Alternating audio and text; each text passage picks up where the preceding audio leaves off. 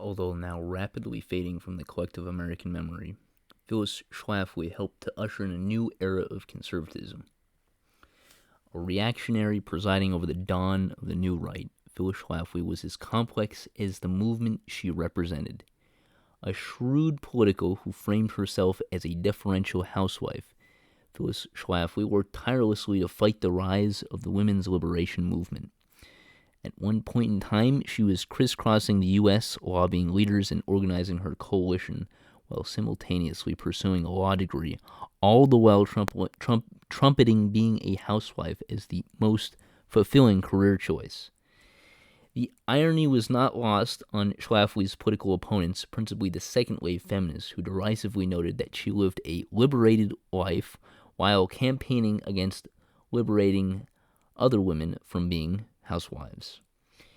Taking umbrage with the growing mass of socially progressive ideas surfacing in the American psyche, Schlafly, although through her Eagle Forum, did her best to turn the nation's collective population of stay-at-home housewives against the proposed Equal Rights Amendment. Presiding over a grassroots campaign of housewives she organized herself, she became the face of the opposition to the Equal Rights Amendment, arguing that the proposed amendment would collectively undermine American women, centering her argument around the idea that the ERA would pave the way for women to be drafted into the military, while also arguing that divorced women would lose such protections as alimony and undermine the general court bias judicial trend of granting custody of women to them. Growing up in somewhat tenuous financial circumstances in St. Louis during the Great Depression with a perpetually unemployed father, Phyllis and her younger sister Odile were supported by their mother, who became the family's chief breadwinner, returning to work amidst their father's unemployment as a librarian and schoolteacher. After Catholic school, Phyllis earned a scholarship to Maryville College before transferring on to the more prestigious Washington University of St. Louis, graduating in 1944 before moving on to Radcliffe College, where she secured a master's degree in government in 1945. A political animal from the get-go, Schlafly cut her teeth as a researcher for the American Enterprise Institute, whilst she worked for the Republican Cloud Bakewell's successful campaign for Congress. Schlafly continued to develop her talents as a political campaigner and grassroots organizer, jointly writing with her husband in 1957 a highly influential report, the American Bar Association's Report on Communist Tactics, Strategies, and Objectives, proving a boon in the development of the burgeoning anti-communist grassroots movement. This was followed in 1964 with the self-published A Choice, Not an Echo, distributed in support of Barry Goldwater's 1964 presidential campaign.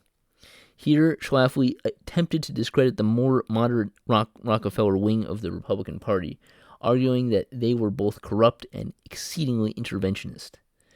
With the tacit support of the extremely conservative John Birch Society, which she was forced to quit so as not to taint the reputation of her book. Nonetheless, Schlafly tacitly approved the Society's distribution of her book in time for the 1964 Republican primary, which eventually nominated her choice, the more conservative Barry Goldwater. Schlafly's own attempts to run directly for political office weren't quite as successful as her ability to influence the conservative movement. In 1952, she ran for Congress as Republican in the majority Democratic 24th Congressional District of Illinois, only to lose by a landslide to the incumbent Charles Melvin Price. Her campaign, however, low budget, was supported by the major munitions manufacturer brothers John Olin and Spencer Truman Olin, as well as Texas oil tycoon H.L. Hunt. She subsequently ran against Price again in 1960 to an even larger margin of loss. In 1967, she lost her bid for presidency of the National Federation of Republican Women against the more moderate Gladys O'Donnell. As it turns out, the influential outgoing president and future U.S. Treasurer under President Nixon did her best to work behind the scenes to undermine Schlafly's run, putting her full support behind the more moderate Gladys O'Donnell. In 1907, Schlafly ran for the last time against incumbent George Shipley for Illinois' 23rd Congressional District, losing by a much closer vote of 54% to 46%. Between her entrance into politics working at the American Enterprise Institute and serving on Blakewell's campaign to her official entrance on the national stage in 1972 with her opposition to the ERA, Schlafly developed a keen political acumen, doing her very best to undermine all moderate opposition in the Republican Party. Indeed, during the 1960 Republican National Convention, she led a revolt of moral conservatives against the moderate Richard Nixon's stance against segregation and discrimination, foreshadowing her opposition to the ERA and any attempt by the federal government to effectively enforce one of the most famous quotations from the Declaration of Independence, that is, all men are created equal. By the late 1970s, her political influence became such that she was able to take on American feminists head-on when she organized a counter-conference against the feminist 1977 Houston National Women's Conference, bringing in some 15,000 people in her bid to remind the nation that the contemporary feminists did not respect the political prerogatives of the extreme conservative minority to whom she belonged. The pro-life, pro-family agenda established by her highly successful conference would eventually be adopted by the political mainstream of the Republican Party. Having developed her political voice and a great deal of influence over the prior quarter of a century, she was poised to take on the ERA, organizing a Stop Taking Our Privileges ERA campaign in 1972. Beginning in the 1970s, the feminist organization National Organization for Women began lobbying the U.S. Senate in order to bring about congressional passage of the Equal Rights Amendment, winning a meeting with senators to discuss the issue. After a great deal of lobbying, Congresswoman Martha Griffiths brought the Equal Rights Amendment to the House floor after some 15 years of the joint resolution languishing in the House Judicial Committee. Eventually passing both House and Senate in 1972, President Richard Nixon immediately endorsed the passing of the bill.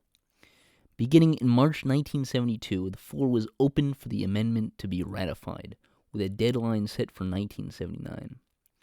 With the backing of her newly founded Eagle Forum, a socially conservative grassroots organization, she launched her attack on the ERA, arguing that the ERA would have the effect of essentially nullifying any of the gender-specific privileges currently enjoyed by women, including dependent life benefits under Social Security, separate restrooms for males and females, and of course exemption from the selective service, and by extrapolation, military draft. More explicitly, Schlafly brilliantly pandered to her conservative audience's deepest fears, ominously noting that enacting the ERA would mean government-funded abortions, homosexual school teachers, and men refusing to support their wives. Her methods proved highly successful, and before long, her conservative audience began to write to legislators relaying their concerns regarding the ERA.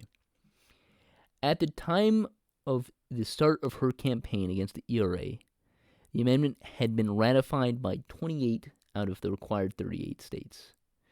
7 more states subsequently ratified the amendment, bringing the total to 35, culminating with Indiana's ratification in 1977 before the amendment was defeated. In the eyes of most mainstream experts, Schlafly's campaign proved a key player in the narrow defeat of the amendment.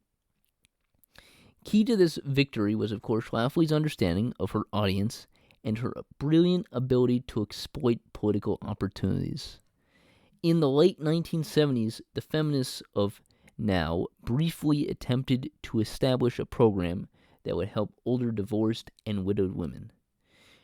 Many widows were otherwise ineligible for Social Security benefits, while few divorcees received alimony when divorced after a career as a housewife, and few had any work skills to use in the workforce.